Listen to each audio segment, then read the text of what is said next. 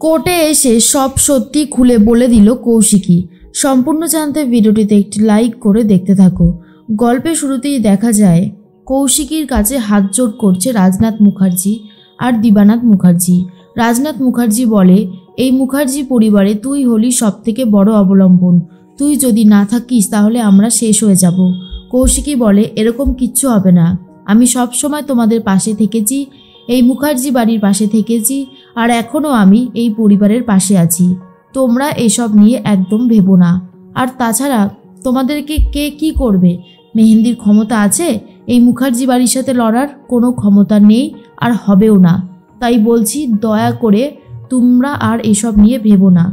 অন্যদিকে দেখা যায় মনে মনে একটা কথাই ভাবতে থাকে কৌশিকী, জগদ্ধাত্রী তো বেঁচে আছে, তাই কারুর কোনো শাস্তি হবে না। জগদ্ধাত্রী সেরকমই মানুষ যে কাউকে কোনো শাস্তি পেতে দেবে না। আর মেহেন্দি, আজ যেটা তুমি করলে তার শাস্তি তোমাকে একদিন হলেও পেতে হবে। এর মধ্যেই দিব্যা সেনও কোর্টে পৌঁছে গেছে। কৌশিকী কোর্টে যেতেই দিব্যা সেন বলে, তাহলে শেষ পর্যন্ত কোর্টে আসতেই হলো? এবারে তো ওই জায়গাটাতেও উঠতে হবে, ওই যে কাঠগড়াটা দেখতে পাচ্ছ ওখানে যখন উঠবে তখন বুঝতে পারছো তোমার সাথে ঠিক কী হতে চলেছে। আমি শুধু একটা কথাই ভাবছি কৌশিকী, যে শেষ পর্যন্ত তোমার মতন মানুষ কোর্ট চত্বরে চলে এসেছে, ভাবতেই কেমন যেন অবাক লাগে। কৌশিকী বলে, তোমাকে একটা কথা বলি, মেহেন্দি আমাদেরকে এখানে এনেছে মানেই যে আমাদের শাস্তি হয়ে গেছে তেমনটা কিন্তু নয়, তাই এই কথাটা বললে আমি মেনে নেব না। এরপর দিব্যা সেন বলে, কিন্তু জগদ্ধাত্রীকে মারার অপরাধে তোমাদের তো শাস্তি হবেই, কেউ আটকাতে পারবে না। দরকার পড়লে আমি নিজেই ক্যামেরা ধরবো, আমি নিজেই সব লাইভ শুরু করে দেব।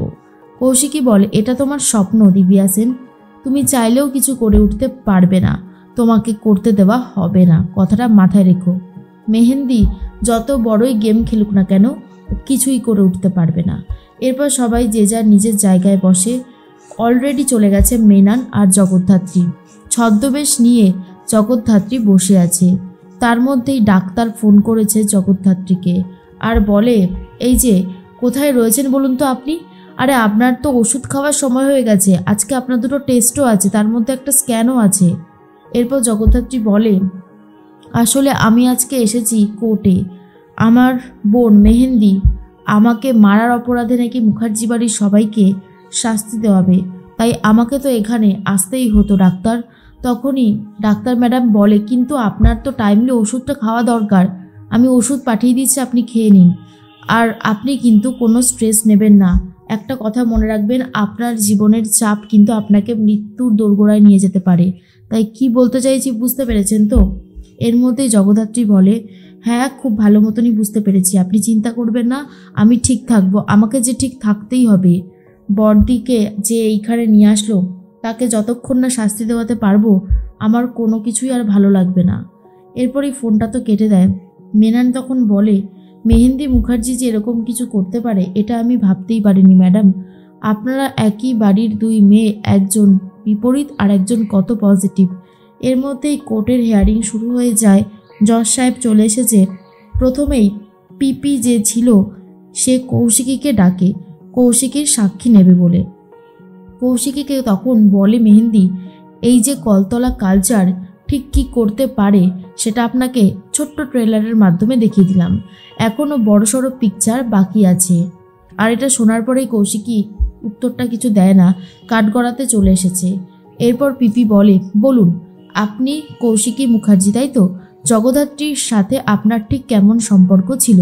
কৌশিকী তখন বলে, ও আমাদের বাড়ির বউ।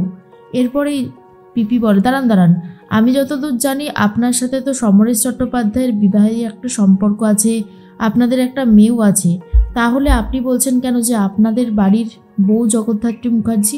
কারণ আপনার তো আর ওই বাড়িটা নেই, নাকি আপনি সমরেশ চট্টোপাধ্যায়ের সাথে থাকেন না, আপনি আপনার নিজের বাড়িতে থাকেন? কোনটা? কৌশিকী তখন বলে, আপনি যেই প্রশ্নগুলো করছেন সেটা আমি উত্তর দেব। এরপরে কৌশিকী নিজে থেকেই হুজুরের সামনে কথা বলতে শুরু করে আর বলে, ইয়োর অনার, আমি বলছি, আমি হলাম কৌশিকী মুখার্জি, আমার বাবা দিবানাথ মুখার্জি, আর আমি হলাম একটা সম্ভ্রান্ত পরিবারের মেয়ে। আমি একটা ম্যাগাজিনও চালাই, আমার একটা চ্যানেল আছে, সব কিছুই রয়েছে। তো আমাদের উপরে যেই কলঙ্কর দাগটা চাপানোর চেষ্টা করা হচ্ছে সেটা পুরোটাই ভুল। সবথেকে বড় কথা, আমার কাছে একটা প্রমাণ আছে যেটা দেখলে আপনি আপনার অনেক ডাউটই ক্লিয়ার করতে পারবেন। আমি ইতিমধ্যেই সেই কপিটা আপনার কাছে জমা দিতে চাই। কৌশিকীর যে উকিল ছিল সে ওই প্রমাণটাই ওর অনারের কাছে জমা দেয়। এরপর কৌশিকী বলে, আমাদের জগদ্ধাত্রী অনেক বেশি সাহসী ছিল, ও একটা ডিপার্টমেন্টের সাথে যুক্ত ছিল। আমি সবসময় ওকে কুর্নিশ করি। ওর মতন মেয়েদের আজ সমাজে খুব প্রয়োজন। ও জানে ওর বর্দি কি জিনিস ছিল। তবে আমি একটা কথা বলতে চাই, জগদ্ধাত্রীর যারা এই অবস্থা করেছে তাদের সত্যি শাস্তি হওয়াটা দরকার, কিন্তু মুখার্জি বাড়ির আদতেও কেউ এর সাথে যুক্ত আছে কিনা সেটা আমি বলতে পারবো না। ইনফ্যাক্ট ঘটনাটা যখন ঘটেছে তখন আমি ছিলামই না। সবথেকে বড় কথা হচ্ছে এই জায়গাটাতে আমি সেরকম কিছু জানি না। যদি থাকতাম তাহলে হয়তো এরকম কিছু ঘটনা ঘটতই না। এরপর কৌশিকীর সাক্ষী হয়ে যাওয়ার পরে বৈদেহী মুখার্জির ডাক আসে। বৈদেহী মুখার্জি কৌশিকীকে বলে, কৌশিকী, আমার খুব নার্ভাস লাগছে, খুব টেনশন হচ্ছে আমার। কৌশিকী তখন বলে, নার্ভাস লাগছে? নার্ভাস কেন লাগছে? তোমার কলতলা কালচারের বৌমা ঠিক কী কী করতে পারে দেখে নাও। আর কত যে নিচে নামবে তোমরা, আমি সত্যি বুঝতে পারছি না। এরপরে বৈদেহী মুখার্জিকে প্রশ্ন করা হয়। পিপি প্রশ্ন করে, এবার বলুন তো জগদ্ধাত্রীর সাথে আপনার সম্পর্কটা ঠিক কেমন ছিল? আগে বলুন যে স্বয়ম্ভু মুখার্জি আপনার কে হয়? বৈদেহী বলে, স্বয়ম্ভু মুখার্জি আমার কেউ হয় না, আমার সতীনের ছেলে। এরপরেই জজ সাহেব বলে, সতীনের ছেলে মানে? তারপরেই পিপি বলে, ইয়োর অনার, রাজনাথ মুখার্জি আগেও একটা বিয়ে করে, তার স্ত্রী মারা যায়, কিন্তু স্বয়ম্ভুর দায়িত্ব কোনো পালন করেনি রাজনাথ মুখার্জি। আর স্বয়ম্ভু যখন বড় হয়ে অধিকার চাইতে আসে তখনও তাকে মেনে নেওয়া হয়নি, তার স্ত্রী জগদ্ধাত্রী মুখার্জিকেও মেনে নেওয়া হয়নি। তাই জন্যই তো আমার মনে হয় যে এই বাড়িরই কেউ হতে পারে বৈদেহী মুখার্জি নিজেই জগদ্ধাত্রীকে শেষ করে দিয়েছে। এরপরেই জগদ্ধাত্রীর কথা শুনে মেনান বলে, যাই বলুন না কেন ম্যাডাম, আপনার বোন এই বরদিকে এখানে নিয়ে এসে একদম ভুল কাজ করেছে। জগদ্ধাত্রী বলে, এর শাস্তি তো ওকে দেওয়া হবেই। বরদি, আমাকে ক্ষমা করবেন, আপনি আমার জন্য শেষ পর্যন্ত কাঠ করায় উঠলেন, আমার একদমই ভালো লাগছে না, কিন্তু আমার কিছু করবার নেই, তাই আমাকে ধৈর্য ধরে থাকতেই হবে। এরপরে বৈদেহী মুখার্জিকে প্রশ্ন করে পিপি আর বলে, আপনি মেরে দেননি তো জগদ্ধাত্রীকে? বৈদেহী বলে, আমি কেন মারতে যাব?